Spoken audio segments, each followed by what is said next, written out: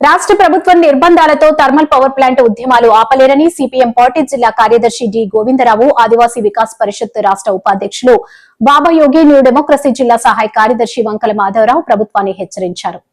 వెన్నెలవలస thermal power plant రద్దు చేయాలని కోరుతూ నిరసన కార్యక్రమానికి పిలిపిస్తే ఈరోజు కూటమి ప్రభుత్వం ఈరోజు నిరసనలు చేయకుండా ఈవేళ నిరాకరిస్తూ ర్యాలీని బహిరంగ సభని రద్దు చేసింది.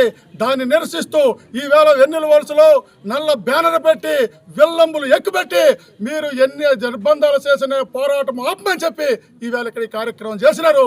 దీంతో పాటు 20 గ్రామాల్లో కూడా ఈవేళ నిరసన కార్యక్రమం అనేది జరుగుతుంది. అంతేకాదు ఈరోజు ఈ జిల్లాలో ఉండే కేంద్ర మంత్రికి, రాష్ట్ర మంత్రికి, స్థానిక ఎమ్మెల్యే గారికి అడుగుతున్నాం, మీరు ప్రతిపక్షంలో ఉండేటప్పుడు ప్రజాస్వామ్యం కోసం బేలారుపులు నడుపుతారా? ఈ రోజేమో రైతాంగము, ప్రజానేకము, గిరిజనులేమో శాంతియుతంగా ర్యాలీ చేస్తే మీరు ఇవాళేమో అనుమతులు రద్దు చేస్తారా? ఇదేనా మీరు చేస్తున్న ప్రజాస్వామ్యం? ఇదేనా మీకుండే న్యాయం అని ఈ సందర్భంగా మీ అందరికి అడుగుతాను.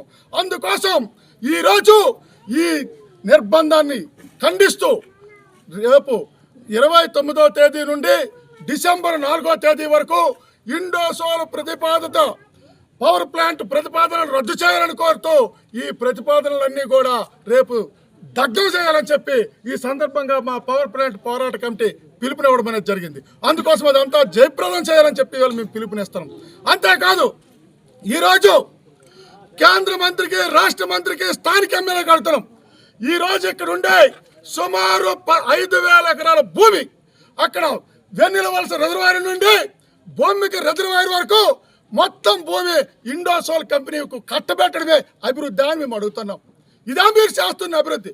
ప్రజల ఆస్తుల్ని కంపెనీ ఆస్తులకు మార్చడమే మీరు చేస్తున్న అభివృద్ధి అని మేము అడుగుతున్నాం. మీరు అభివృద్ధి కోసం మాట్లాడే నైతిక హక్కు మీకు లేదు. ఎందుకనంటే ఈ జిల్లాలోనే ఆ చివర పిట్టలు రాలిపోతారు కిడ్నీ వ్యాధులతోని. ఒక్కరోజైనా మీరు దానికోసం మాట్లాడారా?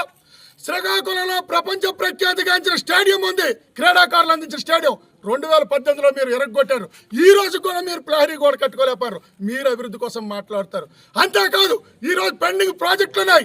ఈ జిల్లాలో పెండింగ్ ప్రాజెక్టులు పూర్తి చేసి చివరి భూముల వరకు నీరిస్తే ఈ జిల్లా సస్యశ్యామలం అవుతుంది, ఉద్యోగాలు వస్తాయి, ఉపాధి వస్తుంది, అనేక పరిశ్రమలు వస్తాయి. కానీ మీరు ఎంతవరకు దానికోసం 10 పైసలు కూడా నిధులు కేటాయించదు. మీరు అభివృద్ధి కోసం మాట్లాడతారు.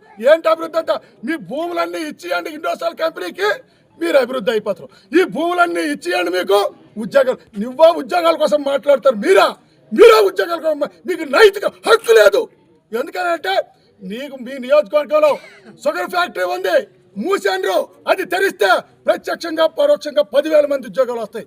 ఎందుకు మీరు ఇవ్వడం లేదని మేము అడుగుతున్నాం.